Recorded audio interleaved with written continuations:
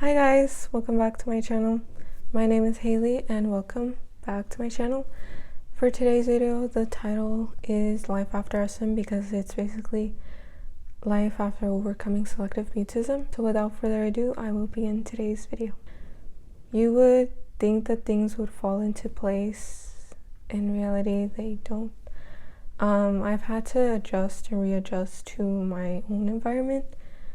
The things that you once did, you can no longer do the same. It's not easy. You remember the times you failed more than your triumphs, because for a long time you struggled to do what others did daily.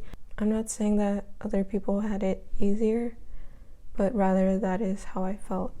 The downside is that I can start to doubt myself, and this can actually get me into an episode of depression. And during this time, I want to be alone, but I shouldn't be alone for a long time. I should be surrounding myself with those supportive people and those friends that I can be myself around with, and then from there I can start building up and out of it, and also continue to improve. After some time, there's also other areas that you may still struggle with, such as communication, holding a conversation. It could be waving, it could be something else. There's also anxiety, speeches, group projects, or presentations. For me, it depends on the setting, but it's also depending on the environment. I don't know if that makes sense, but like for example, mall versus school. So school, there's a lot less people.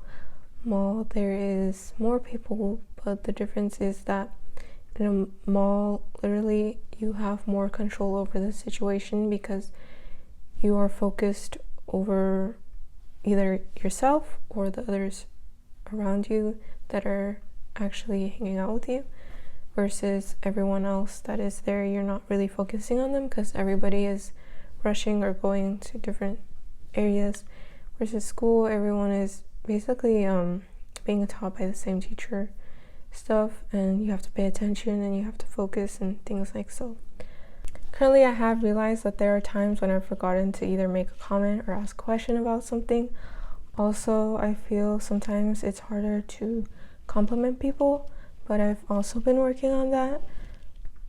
It's just little things that obviously I'm not going to be perfect, and I feel like I'm always gonna try to improve myself in some way or another. I feel that I become forgetful, and in some situations it's because I did not prepare myself enough to face that situation. There's also times where I was feeling down and like my mind wasn't very stable, so I was just having to get through a lot.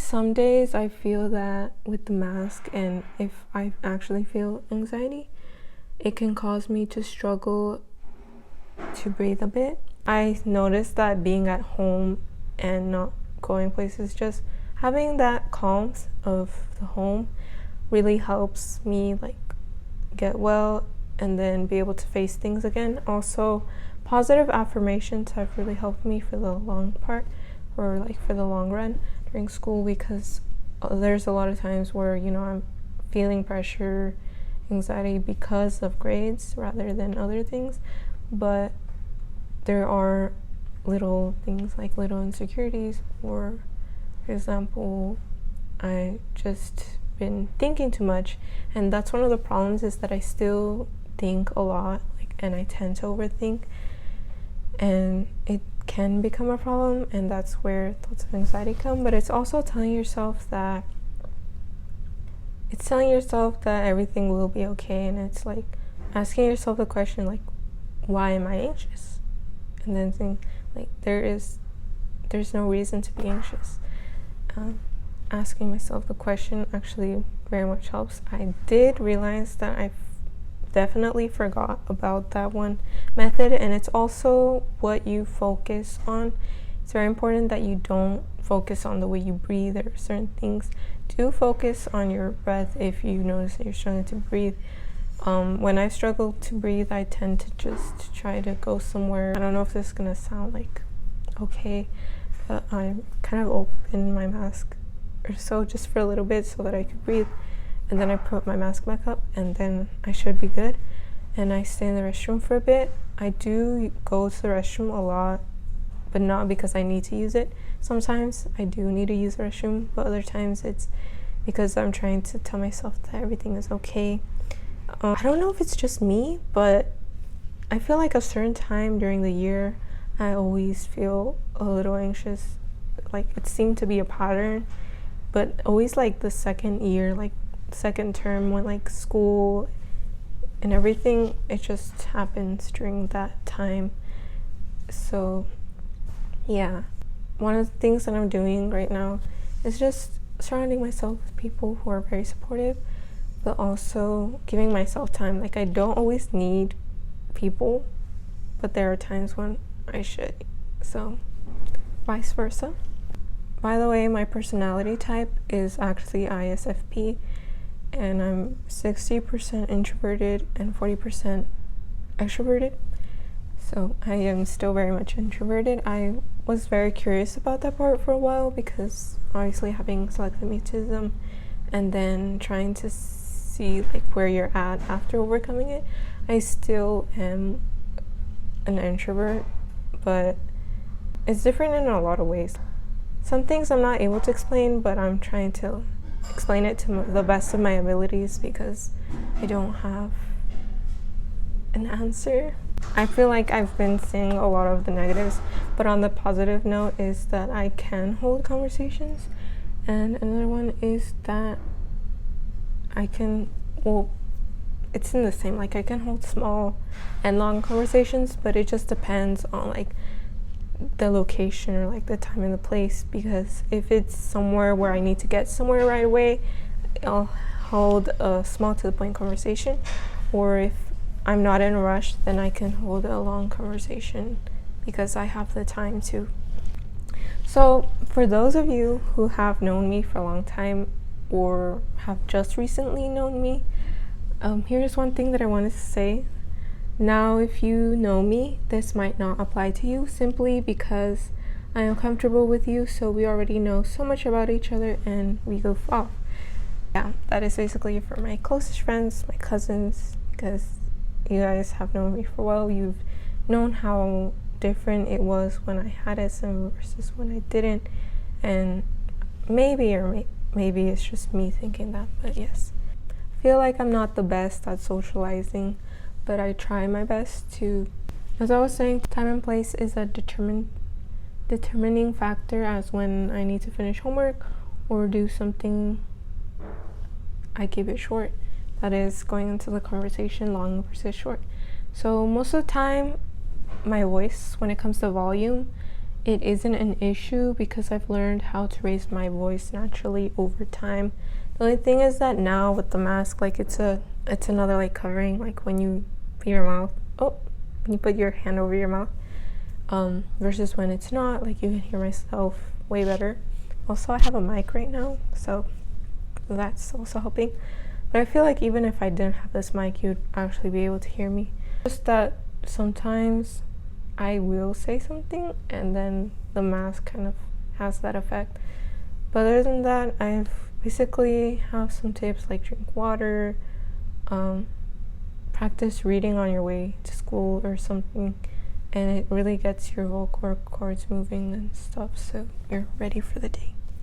Speaking about depression, in my first video, I talked about overcoming anxiety and depression as well. I feel that it's not, I don't know if some people overcome it forever or if some people, it's just something that they've learned to manage and they get over it. But sometimes I feel like relapses can occur. And so I was dealing actually with depression, an episode of depression. I have dealt with it and I know that it's not easy. So when I couldn't love myself fully, I was feeling like I was my own enemy. And as I mentioned, spending the day at home and doing cooking made me better instantly. It takes energy and it takes persistence. I feel that it's also just easier to stay in bed or sleep than wake up. And it's also very discouraging, but something that helps you feel strength can eventually help you move on. Also, like going into anxiety, like feelings of tense or being shaky. At some point I was feeling that, but I'm being better. Like I'm not feeling tense or shaky. I think it's also something to do with your sleep. And sleep, there's other things that affect anxiety and your mental health. I'm not too sure what else it was, but somewhere along the lines of sleep. Self-care. I feel like self-care is very important. So it's important to take care of yourself, and it's important to sleep more. Which I need to work on that. Also, cold weather also, because it was shaky, cold, classrooms are cold. These days I realize how much will change in a matter of months.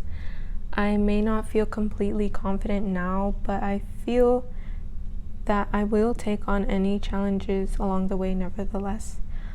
As of now, I feel that I have had anxiety-filled moments, but encouraging myself and telling myself I can do this really helps. Sleep and other factors affect me, but I feel like school has been pretty draining lately, honestly. I feel pressure and I feel worry. Although I'm doing good, I still feel it since like I'm literally about to graduate.